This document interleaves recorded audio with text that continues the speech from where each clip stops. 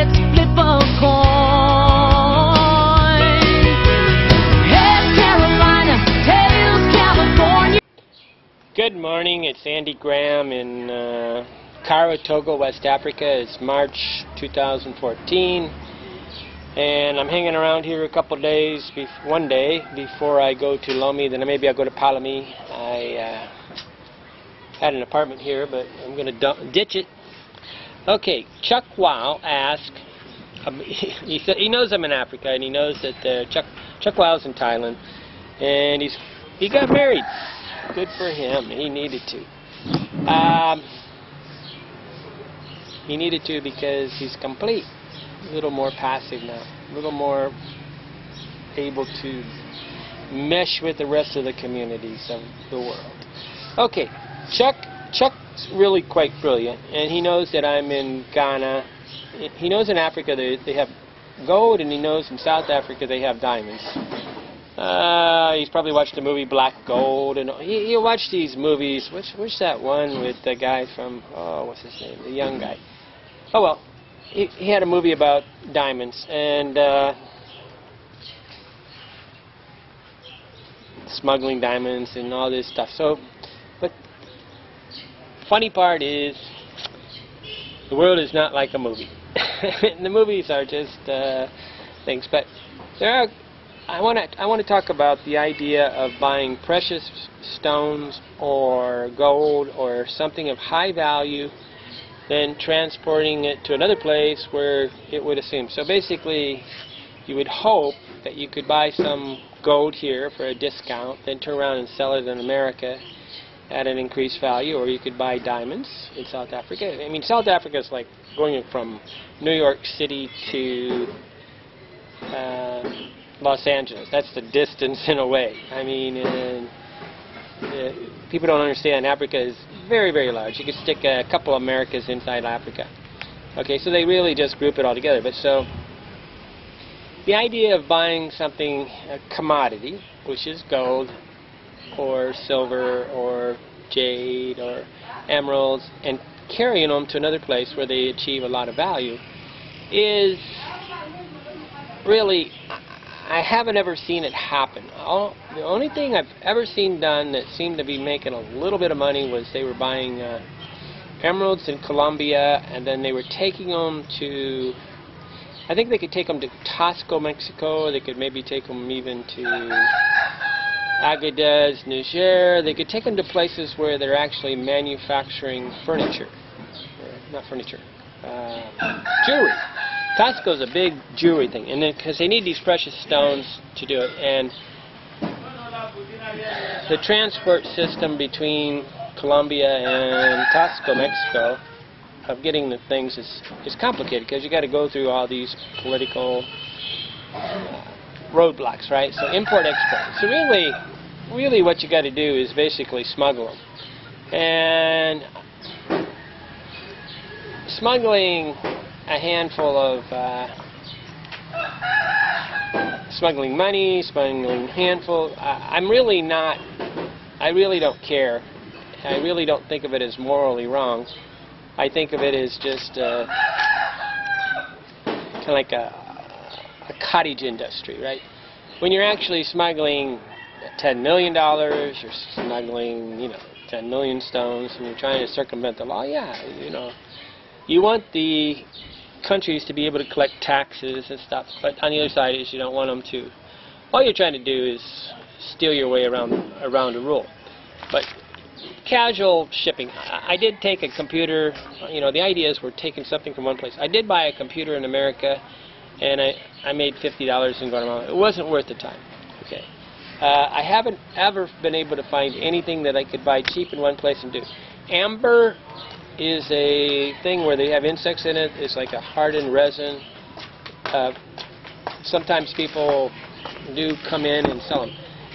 What you can do is buy them wholesale, maybe, and then sell them retail. To actually sell them wholesale is pretty difficult. But if you're selling, precious gold and all this stuff, basically you're a jewelry salesman. So if you want to be a jewelry salesman, this is a great way to do it. Merci, ma chérie. She brought me my breakfast. I'm going to drink some water. This is water straight from the collection point. They have these collection points and from the public sewer line, because not sewer line, public water system. Very closed system, and I think it's quite safe to drink. At least I drink it all the time, and I'm not going to die. You don't die from water, really. You just get diarrhea. Okay, so can you buy something cheap and sell it in another place? I think you could probably buy, what do you call it? You can probably buy, you know, you might be able to buy diamonds wholesale if you got enough money, right? You might be able to buy gold wholesale if you have enough money. Un petit peu. Plus. Merci.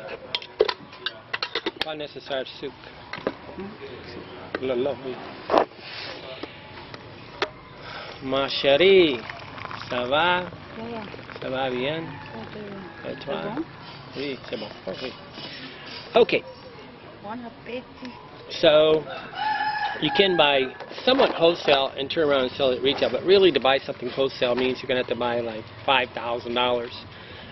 Really to do it on $100 is not. So there is no easy way to do this. To get wholesale and then to know what it, I mean, what it ends up is you have to be an expert at diamonds, gold, emeralds, all these precious metals and whatever, and get a good knowledge of it, and it's really tough to do that. Okay, so you know that, but if you know the retail price in America and you can buy it for half that, yeah, it works.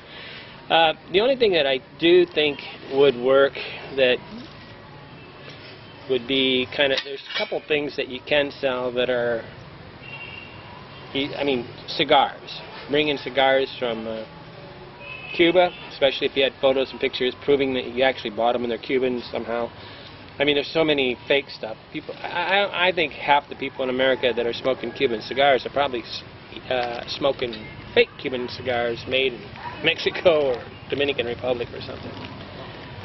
I mean, it's really, you know, really difficult to prove authenticity on this stuff. But you could get a sailboat, go to Cuba. What I would do, I mean, obviously you can do drugs, right? I would probably put it in a welded steel box and drag it behind my boat, and when I was sure I was, if I thought I was in trouble, I would cut it loose. Okay? I mean, you can do this with cocaine, you can do this with anything, in a welded, closed steel box. But many people bring cigars to cigar stores, so you really should have the retail outlet ready before you're smuggling cigars in. You can, I can buy antibiotics here in Togo, real ones, and they cost around $1 for 12 of them. These same antibiotics probably in America will cost $12. Okay, so it's about 1,000 to, you know, one of my friends was in Guatemala, and he was saying what he was buying. He bought a bunch of antibiotics for his children because, you know, he said, I buy these antibiotics all the time, and he saved, like, you know, incredible amounts of money. And so in a way, you could bring back antibiotics, and they're probably not going to really throw you in prison for smuggling antibiotics into America, and then sell them around to, you know, like one dose of it. I mean, but you're not going to make very big money, and eventually, you know. But you know, people buy from, you know, the old people are buying from Canada with absolutely no remorse, and it's the same thing. I could buy $500 worth of antibiotics, smuggle them into America real easy, and will I really get in trouble? Probably not. They'll slap my hand the first time. Okay, the other thing that you can probably smuggle into America is Viagra. I don't know how much Viagra costs, but there's all these, you know, like in Sosua they sell Viagra for 100 for, I think, 1,000 pesos or something. Comes out to like 50 cents a pill. Well, I think in America, so. But again, you got to have this market, right? So it's a lot of work for the money. I mean, I haven't ever found a fountain of youth the never-ending system of doing it. At the end of the day, I have to become a retail salesperson, and I could buy all sorts of products from Africa, South America, Central America, Thailand, and bring them to, I'd love to be able to bring them to a store, and the person sells them retail, and we split the profits. I never have had anybody see that this is feasible, but they don't really believe that anybody really travels enough to really be able to do this. So in the back of their mind, there's just not this person that's in all these countries, right? So, but I am buying products now and selling them on Amazon.com, and that is working. So you can buy a product cheap in Africa, then turn around and sell it at 10 times the cost on Amazon.com. But you got to have a UPC code, a barcode.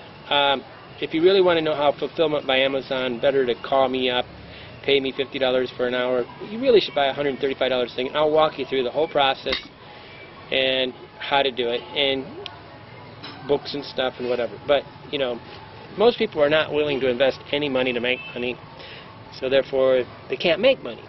But that's life. Entrepreneurship means you're willing to lose money. And most people are not willing to lose a penny. I lose so much money, but I make so much money. Andy Graham in Togo. Thank you, Chuck. Bye-bye. Tonight, let's flip a coin.